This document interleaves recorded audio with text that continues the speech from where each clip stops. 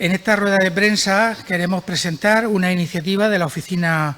Municipal de Información al Consumidor dentro de su campaña de vídeos sobre temas que preocupan de una forma significativa a la ciudadanía, que hemos detectado. Pues queremos dedicarlo al tema muy de actualidad y muy en la preocupación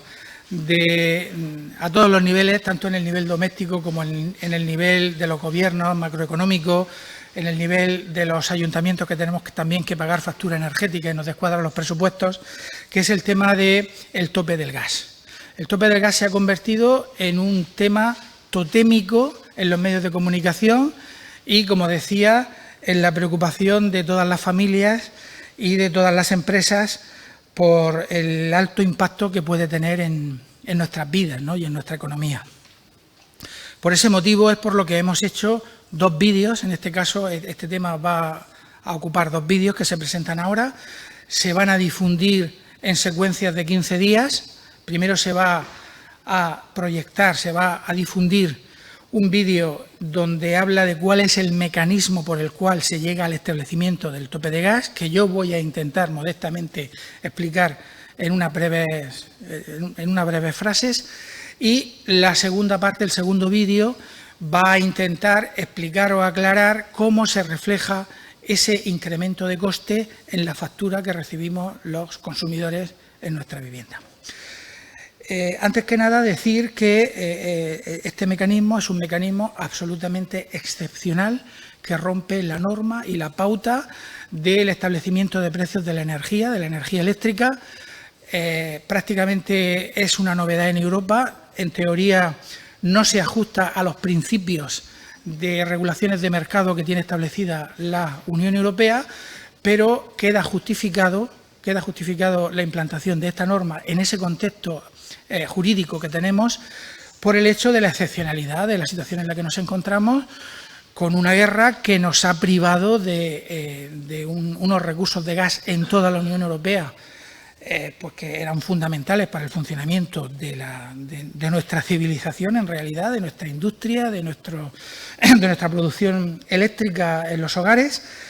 y que ha habido que tomar una medida excepcional. En este caso han sido los dos países de la península ibérica los que hemos, en ese sentido, pues creo que nos podemos sentir un poquito orgullosos de haber sido los que hemos iniciado este proceso, y que consiste en que, como sabéis, o como todo el mundo sabe,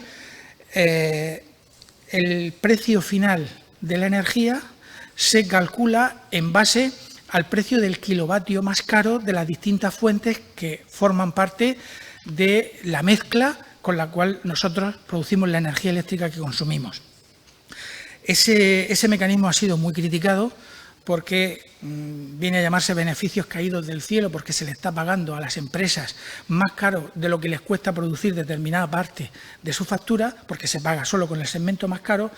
pero evidentemente aplicar esto a una situación en la que la ausencia de gas,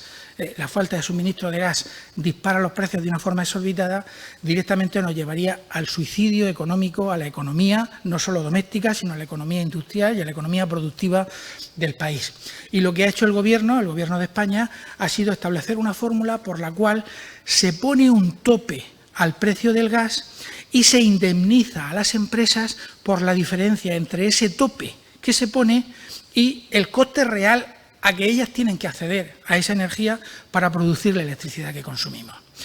Esa diferencia de dinero, solo en la parte de gas, pues no se proyecta sobre el resto de fuentes, sobre la nuclear, sobre la hidroeléctrica, sobre la del carbón si lo hubiere, sobre cualquier otra fuente, la eólica, la solar, etcétera. No se proyecta sobre el resto de fuentes y atenúa el incremento de la factura, de forma que el golpe que recibimos las economías domésticas y la economía productiva del país es menor.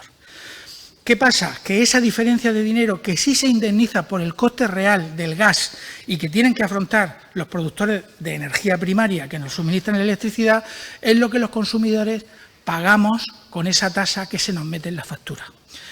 En realidad, en la medida en que ese tope sea bajo y que coyunturalmente el precio del gas pueda no ser muy alto, incluso podríamos llegar a notar una mejora en nuestra factura. Conocemos casos puntuales de personas que dicen, no, si yo he pagado menos este mes. Pero la tendencia no va a ser esa. La tendencia va a ser que, en principio, podemos notar pues que aproximadamente un 30% de la factura se nos incrementa. Eso, evidentemente, es un gasto que tenemos que asumir las familias, que tienen que asumir las empresas y que las empresas lo pueden repercutir en sus clientes, las familias solo lo pueden repercutir en sus salarios, que esperemos que se corrijan o se puedan corregir para poder afrontar el golpe. Es una medida, como digo, excepcional, que tiene su sentido en parar un golpe terrible a la economía europea que podía verse en peligro de colapso. Y en ese sentido se reparte el sacrificio y, bueno, una parte importante, como siempre, pues sobre las familias, ¿no? Es una cosa discutible,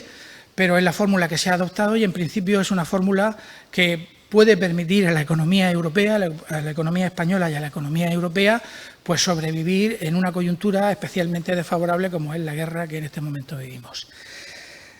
Como decía, es una preocupación, lógicamente, en las familias, se nota en las consultas de las personas que vienen a la oficina del consumidor, se nota en las sedes presenciales de las empresas energéticas donde hay gente que va a reclamar y a pedir información, y nosotros lo que podemos hacer aquí como oficina del consumidor es pues ofrecer una información que por lo menos la gente